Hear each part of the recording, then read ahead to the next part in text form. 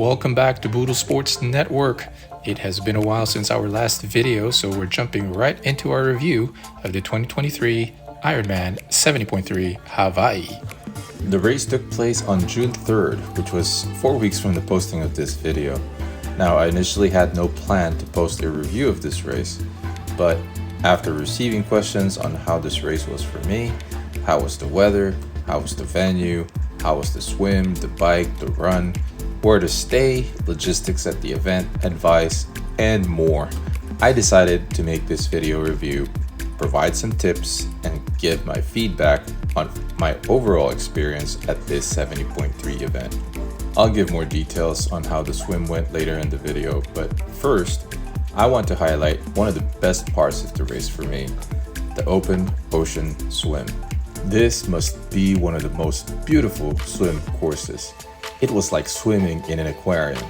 Clear waters, thriving sea life, amazing reefs. You won't be disappointed. Here's a tip. If you're not staying at the Fairmont, there is a beach access to the swim course from the south side of the hotel. While doing a short run around the area, I also found that parking at the back end of the south side of the Fairmont's guest parking lot drops you closer to the walking path to the beach. Here's my recommendation on where to stay. Now, I am not in any way sponsored by the Fairmont, but here are a couple of reasons why I would recommend staying at this host hotel. Aside from being one of the most beautiful and luxurious places to stay in this area, the Fairmont Orchid is also the perfect headquarters, as it makes all the difference in pre- and post-race logistics. If you're bringing your support team or family members, the Ocean View room in the north building gives them a great spot to view the transition area. You have convenient access to the swim course for your recon swim. Lounge chairs at the beach are also free for hotel guests. Otherwise, you need to reserve and pay $50 per lounge chair through the Resort Pass app. Perhaps not as important to most people, but you and your party also get these cool looking leis upon arriving at the hotel. Each member of your party will also get wristbands from the front desk. The wristband will give members of your party access to the hotel's exclusive viewing area along the race's swim transition. A less stressful race morning.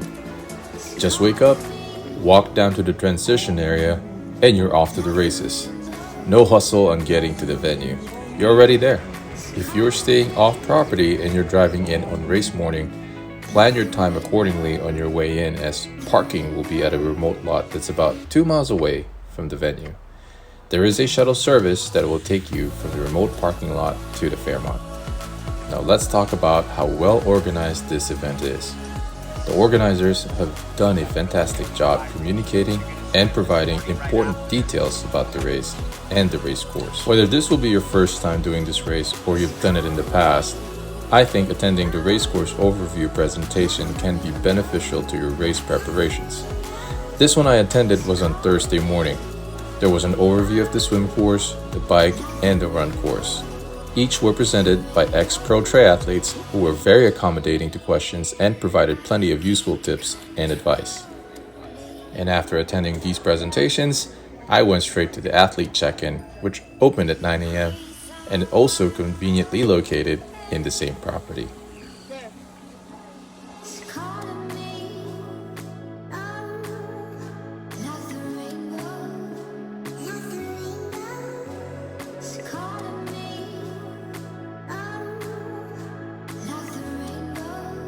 You've come to the right place. You are in for a real treat here. We love Hawaii, we love this island, and being here and getting to share it with all of you. Our announcer said it perfectly yesterday. You are officially a part of our Ohana, our family here. So thank you for choosing to race with us. Here's another pre-race program that I think is worth attending, the Race Venue Tour. The race director and the rest of their team will walk through the venue and continue to give tips and advice on how to navigate and better manage your way through T1 and T2. So, here, drop off, and bike. Where's my bike? I'm on my way to grab my bike at Tri Bike Transport, and then I'll drop it off at the check-in. So I'm on my way over there now. If you're using Tri-Bike Transport, you will find them behind the Fairmont's tennis courts and just a hop over from the entrance to the bike and gear check-in. Important thing to note, helmets and shoes are not allowed to be left on your bike overnight. You do have access to your bike on race morning. The red gear bags are for your run gear. Blue bags are for your bike gear. Each gear bag will be held at separate areas. From the swim, you go to the blue bike gear bag area, call out your number to a volunteer, and they will hand you your gear bag. The same process goes for the run gear bag. Proceed to the red gear bag area, call out your number, and a volunteer will hand you your bag. And once you're done with your gear bag, you can drop it off at the designated drop-off area. You also have access to a changing tent and some chairs at the changing area.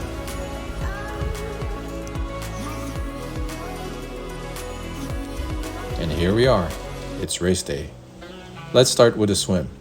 Swimmers can line up according to their expected swim finishing time. I lined up behind the 45-minute group. If you're here as a recreational triathlete like me, it's best to line up according to your expected swim time. Otherwise, you risk getting swam over by faster swimmers. Even with an early start, the water was warm, with an average temperature upwards of 70 degrees Fahrenheit. Wetsuits are not allowed. You won't need them anyway.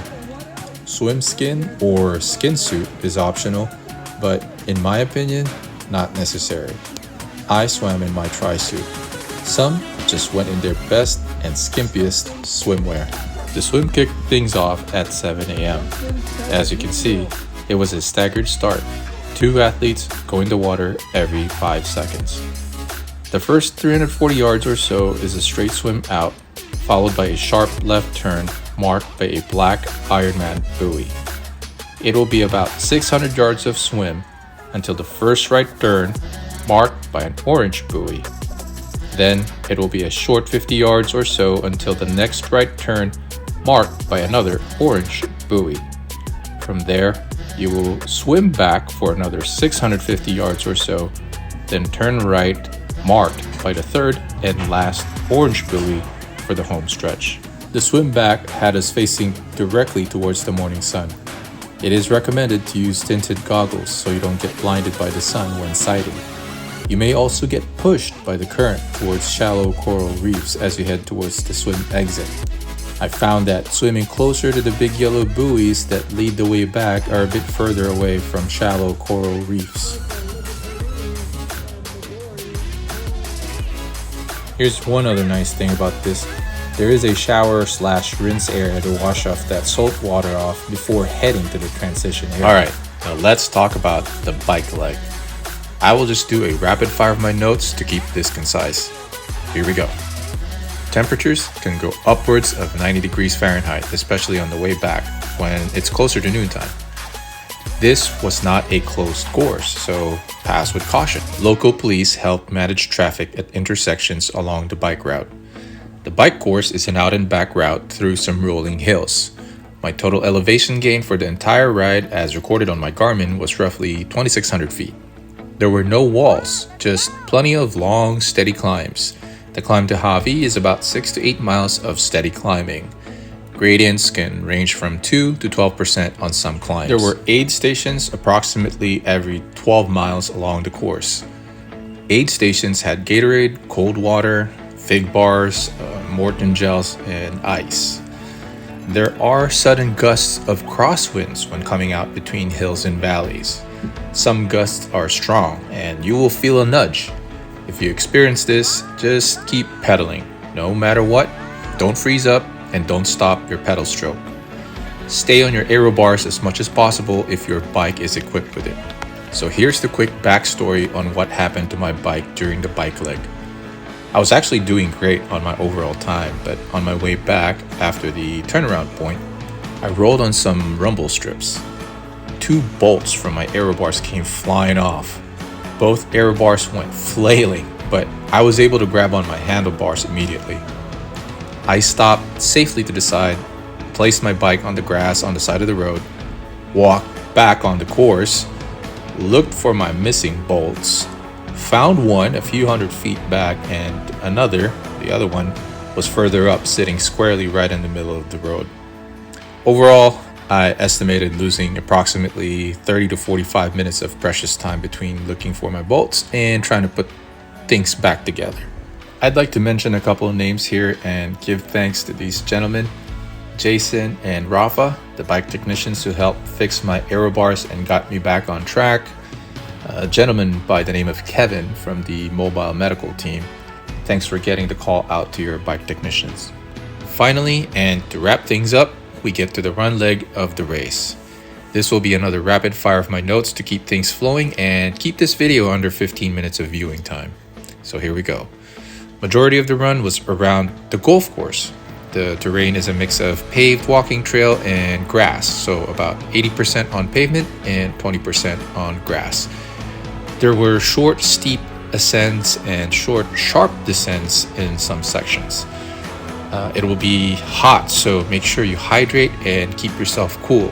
There were sunblock in the transition area and at aid stations as well. The hottest part of the run was in this 5-mile out and back section they call Hell's Kitchen. This was around mile 3 to mile 7 approximately. The good thing was we only had to go through it once. No second loop around Hell's Kitchen, thank goodness. There were aid stations approximately every couple miles along the course.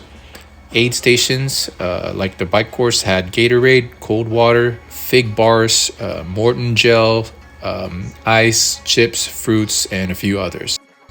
So after mile 9, you will keep left of the finisher area and pass the transition area on your right hand side and circle around the golf course one last time. After this second loop and past mile marker 13, you will keep right and enter the finisher area.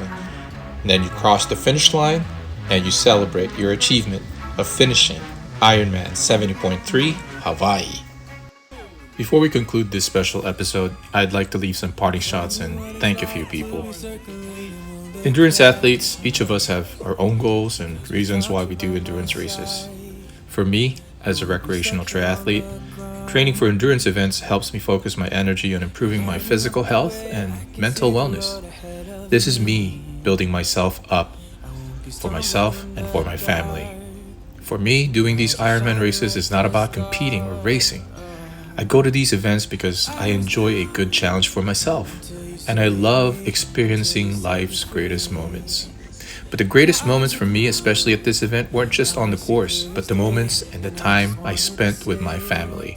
To experience something like this with them is the greatest feeling. And to my better half, May, thank you for enduring with me. You are an Iron Mom. You endured the standing and waiting under the heat of the sun, managing and taking care of our kids while monitoring my progress. Thank you for believing in what I do. Thank you for believing in me. And thank you for your enormous amount of patience and understanding. To our true friends who are like family to us, you guys made it a watch party once again and kept track of my progress throughout the race. Thank you for the genuine support and prayers. Sorry for that scare when I stopped suddenly on the bike course. Thank you, Red and Ja. Thank you, Kuya Edu and Ate Monique. You guys are my brothers and sisters. Thank you. And to my parents, I can't say thank you enough to both of you for your tireless support, especially for taking care of the house and the dogs while we were gone. Ma and Pa, thanks for taking charge when Belle unexpectedly gave birth to her first litter of puppies. And to all who watch and support our humble platform, thank you all for being here, and we look forward to providing you with more meaningful contents. Without you.